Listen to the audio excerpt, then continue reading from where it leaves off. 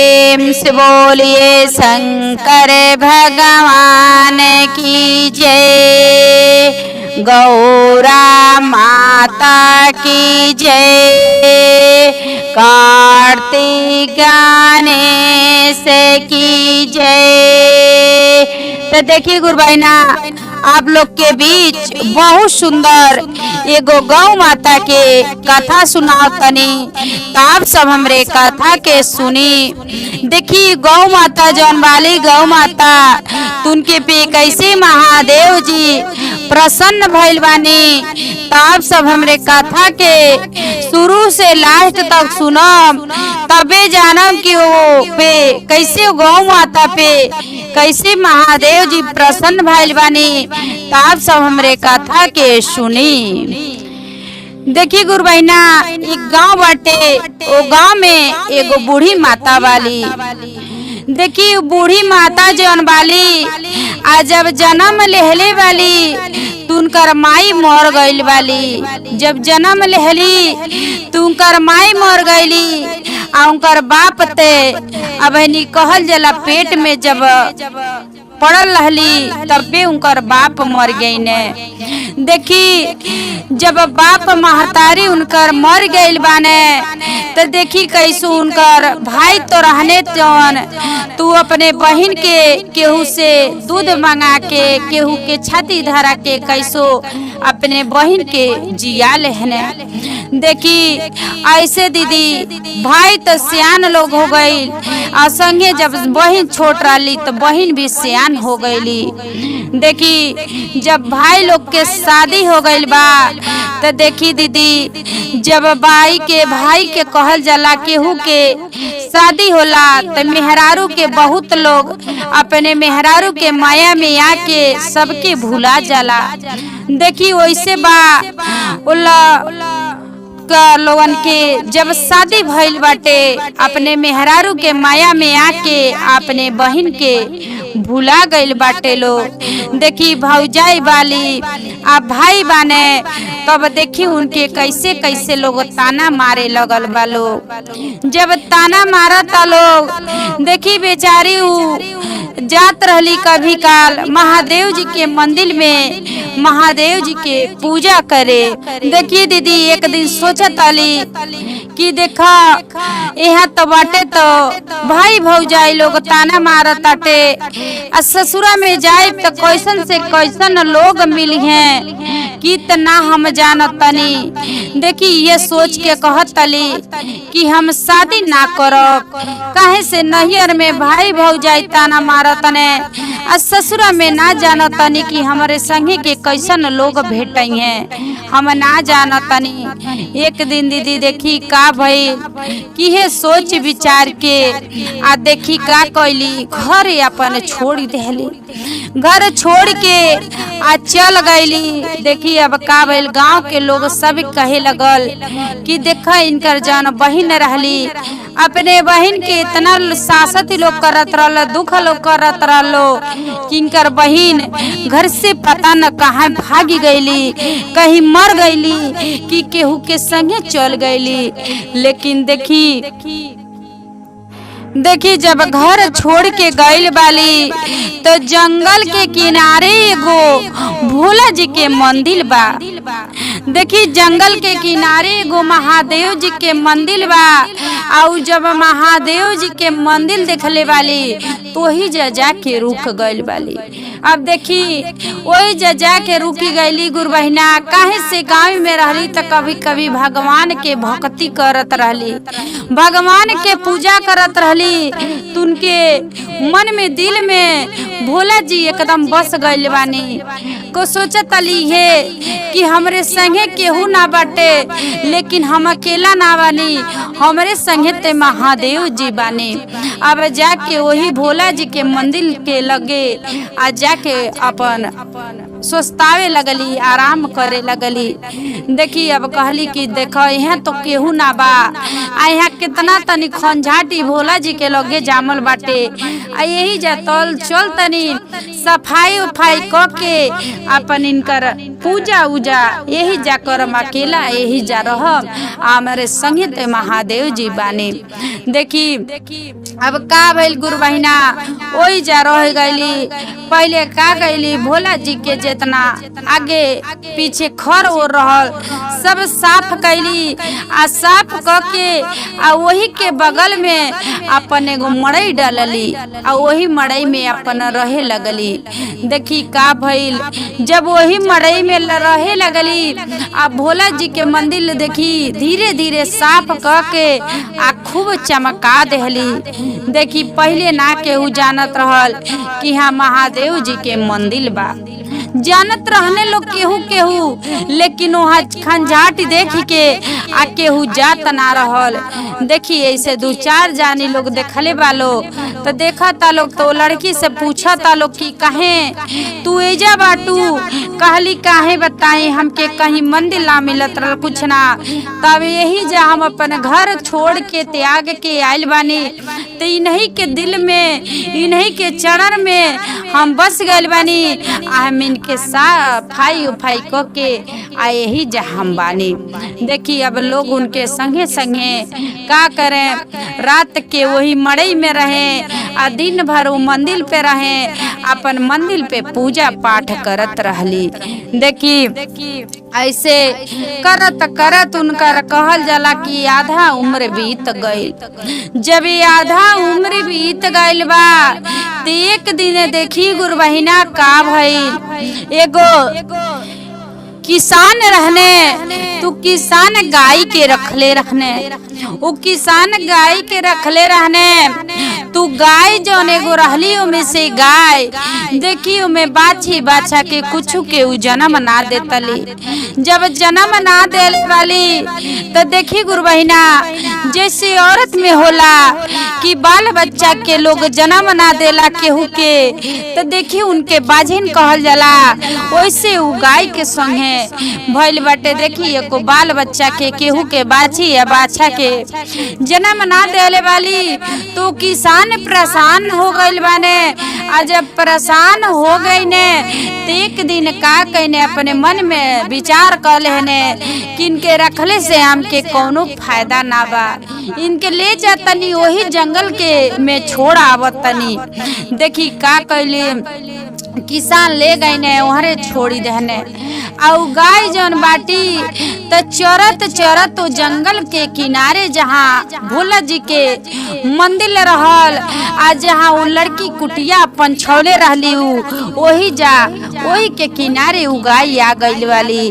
देखी जब गाय आ गई वाली ती देखो तली की देखो कहाँ से यहाँ तो इतना दिन तो गाय कोनो ना आईली चरत चरत, आज कहाँ से गाय आ गईली, लगता कहीं झुंड के गाय चरत रतराली तो ही में से भूलात भटकत के आ गइल बाटी।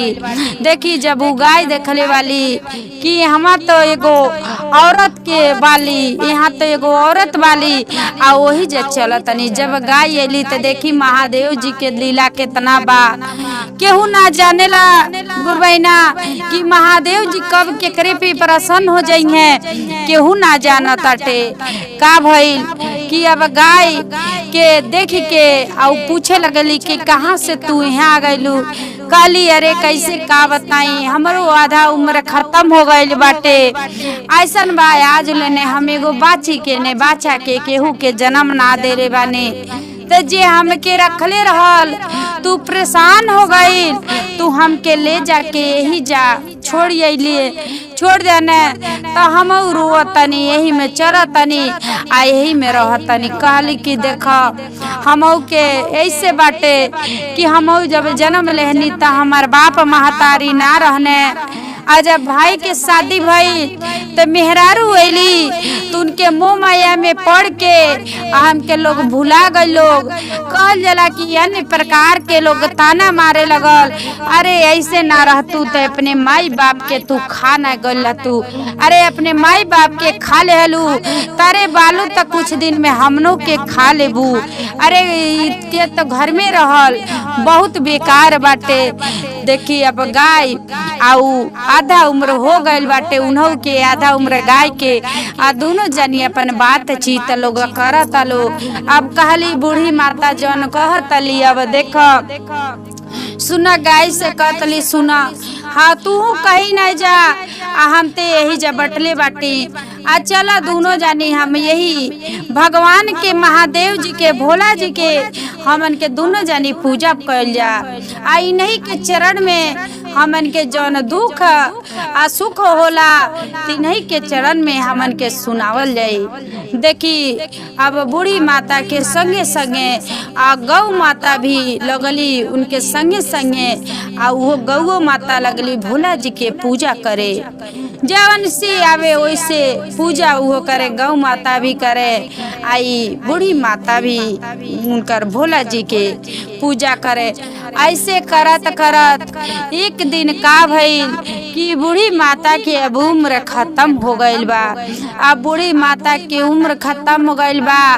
अब कहतली गौ माता से कि देखा अब ते हम धरती छोड़ के आ महादेव जी के छोड़ के अब ते हम जातनी। अब हमारे देह शरीर में कौनो अब शक्ति ना बाटे। कहतली गौ माता कि देखा अब तो हम कैसो गर्भवती भैनी, तो हमार जब बच्चा दे तो के हमार देखभाल करी, हमरे बच्चा के देखभाल करी। देखी बूढ़ी माता कहतली ऐसे ना कहल जाला। अरे कहनी न संगे केहू ना बा, ती महादेव जी तो संगे बटले बाने। कहली केहू ना बा संगे तो महादेव जी तो संगे बाटले बाटे। देखी ऐसे समझौली या कहली उनकर प्राण निकल गई। देखी अब प्राण निकल गई बा। अब गौ माता जौन बाली तो बहुत रोए लगली। अब ले जाके कहल जाला बूढ़ी माता के अपन ले जाके दाह संस्कार कैली, जौन होला काम क्रिया सब कुछ कैली। जैसे उपास कल जाला वैसे गौ माता उपास कैली आ सब कुछ कैले बाटी। अब एक दिन का भइल कि गौ माता चरतली। गौ माता जब चरतली तो देखत ने एगो किसान देखले बाने। जब एगो किसान देखले बाने व्यापारी, तो देखी उ जौन बाने तो देखी का करत रहने, अपन दूध भी बेचत रहने, अपन कहल जाला कि मांस भी बेचत रहने। अब एक दिन देखने तक कहतने कि ई तो बड़ा सुंदर गाय बाटे कि कितना शरीर एकर बनल ओनल बाटे। देखी बूढ़ी माता वो गाय के इतना मस्त से खियौले रहली, उनका शरीर बहुत भरल ओरल बाटे। देखी वो किसान देखले बाने तू गाय के पकड़ ले बाने। आ गाय के पकड़ के आ ले जाके अपने दरवाजे पे बांध दे ले बाने। अब बांध देने तो कहने कि देखो जब ले दूध दी है तब ले तो इनके हम ना काटब, आ जब दूध देवल बंद कर दी है तो इनके काट के इनके मांस के बेच दे। देखी अब गौ माता अब का करे अपने मन में तो सोचा तली अब हम कैसे का करी, अब इनके हाथ से हम कैसे भागी आ का करी। देखी उनके दुआरी पे गईली तो जब ले दूध देत रहली, भर भर बाल्टी देत रहली तो बहुत खुश रहने। आ जैसे दूध कम करत गईली तब तक तो देखी एगो बहुत कहल जाला कि इन्हें मांस वाला इन्हें लेवे। कहने कि आज के दिन हमरे घरे हई परोजन बाटे, हम के इतना मांस चाहिए। कहने कि ई नहीं के काटब तो बहुत ज्यादा मांस निकली, हमार पैसा भी ज्यादा मिल जाई। देखी अपन कहने ठीक बाटे, हम तो के ही दिन के जहिया मांस मांगत हम तहिया दे दे। और गौ माता सोचत रही अब कैसे का करी, अब ते हमके काट दी है, अब ते हमके बलिदान दे दी है, अब हम कैसे का करी। देखी जैसे काटे के अपन सोचे तने ऐसे ही क्या करतली गौ माता महादेव जी के भोला जी के याद कैले वाली। हे भोला जी हम ते आपके भक्त हैं, आपके हम पूजा करत रहनी, आज ही हमरे संगी का होके जाता। देखी वही जा का भइल किसान होके हिम्मत टूट गई बा। आ किसान के जब हिम्मत टूट गई, अब गौ माता लगली छटके। वहाँ किसान के कहल जाला घर से पघा तुड़ा के आ गौ माता भाग गईली। भाग के अली तो एगो नदी रहल, वही नदी के किनारे देखी अब उनके इतना तेज के प्यास लगल बा। वही नदी के किनारे अब पानी पियतली। जब वही नदी के किनारे पानी पियतली तो देखतली, जब तक पानी जैसे पियतली तब तक देखी एगो शेर आ गइल बाटे। जब एगो शेर आ गइल बाटे तो देखी अब गाय देखतली। अब तक से वहाँ से छूटनी, वहाँ से भगनी, अब तो शेर आ गई ने। अब इनसे हम कैसे छूट के, अब इनसे हम कैसे भागी। देखी अब का भइल बाटे। अब जैसे शेर उनके पे छलांग गौ माता पे मरले माने तो देखी का होला कि गोड़ ते पा गई ने, गोड़े में चोट हो गई। गाय वही जगह तुरंत वहाँ भोला जी के याद कैले वाली। आ जब भोला जी के वहाँ याद कैली तो देखी अब वही भोला जी प्रसन्न भइल बानी। अब वही भोला जी प्रगट भइनी। आ जब भोला जी प्रगट भइल बानी तो देखी अब गौ माता देखले वाली। आ जब गौ माता देखले वाली तब भोला जी के देख के बहुत खुश भइल वाली। लेकिन देखी अब उनकर गोड़ चोटा गइल बा, तब उठी ना पावतली। देखी कहत ने भोला जी गौ माता से कहत ने कि तोहके बता दो तोहके का चाही। कहली हमके कुछ नहीं चाही, हम ये सोचतनी का हमरे ऊपर कोनो संकट ना आवे। कहतली हमके कुछ ना चाही, ये सोचतनी कि हमरे ऊपर कोनो संकट ना आवे। देखी भोला जी कहने कि ठीक बाटे। भोला जी कहने कि ठीक बा, तोहरे ऊपर कोनो संकट नहीं है। आज के बाद से हम तो के अपन आशीर्वाद देतनी कि तोहरे ऊपर कोनो संकट ना आई। देखी अपने शक्ति से का कैले बानी भोला जी महादेव जी। वो गौ के माता के गाय के देखी पैर ठीक कर देले बानी। आ जब पैर ठीक कर देनी वहाँ से तो भोला जी चल गईनी। आ जब भोला जी चल गईनी अब गौ माता जातली। ऐसे जात जात एगो जंगल रहल, वो जंगल के किनारे एगो ऋषि मुनि रहने। कहल जाला कि ऋषि मुनि बैठ के अपन बहुत ध्यान से मगन से अपन पूजा करत तने। अपन जौन पतरा बा अपन पतरा के पढ़त तने। देखी पढ़त तने तब तक देखत तने कि बहुत सुंदर तीते गाय जातली। अब बहुत सुंदर गौ माता के सेवा कई कहीं जाला ना। देखी अब ऋषि मुनि उ गौ माता के पाके बहुत प्रसन्न हो गइल बानी। गौ माता से कहतनी कि सलाह हम तो के अपने घरे रखतनी, ले चलतनी, अपने घरे ले जाई। अब बहुत बढ़िया से आतो कि हम रखब। देखी अब लेके ऋषि मुनि अपने महल में लेके गइल बाटे। अब महल में लेके गइल बानी। आ देखी उ गौ माता जौन वाली तो दूध देते वाली, उ गौ माता जौन वाली तो दूध देते वाली। फिर उ ऋषि मुनि के घरे कहल जाला गर्भवती भइल वाली, बच्चा देले वाली। देखी ऋषि मुनि अब का करत ने, जौन गोबर बाटे उनकर तो गोबर से का करत ने अपन जितना घर बा उ घर के लिपावत ने। उनकर जौन दूध बा तो दूध के ले जाके महादेव जी के ऊपर चढ़ावा तने। देखी अब कितना बढ़िया आशीर्वाद उ गौ माता पौले बानी के भोला जी कैसे उनके आशीर्वाद देहली। कितना उ गौ माता कितना उ कैली कि देखी जैसे जैसे बूढ़ी माता कहले रहली वैसे वैसे देखी उ कैली गौ माता। देखी बूढ़ी माता के दास संस्कार ई गौ माता के हाथे पौली कितना बढ़िया से देखी कर्म बनौले रहली गौ माता वाली। तो देखी उनका दूध के गोबर के हर चीज के कैसे ऋषि मुनि के घरे आ कैसे इनकर प्रसादी के नाम पे आ कैसे इनका नाम चलताटे। देखी केहू एक गौ माता से केहू पूछा था कुछ ते बुढ़िए माता के जौन से कहानी स्टार्ट करतली बतावतली कि ऐसे ऐसे हमरे संगे भइल बाटे। देखी अब ऋषि मुनि गौ माता से कैसे का कहत कहत ने कि देख गुरु से ज्ञान मिला मात पिता दिए जन्म अकरम ने बनाए हैं शिव गुरु ना बनाए। हे गौ माता न करे केहू अपने पे ना करे गुमान। ऋषि मुनि गौ माता से ये कहत ने कि देखा कबो जन्म जलेला तो माता पिता अगर जियत रहे अच्छा मर जाए सभी अपने कर्म के बनावल हवे। देखी गौ माता से कहत ने कि देखा सुना कबो ना कहल जला कि हमरे लगे धन रहे हमरे लगे घमंड रहे, सभी अपन ही भगवान के शिव गुरु के ही बनावल हवे।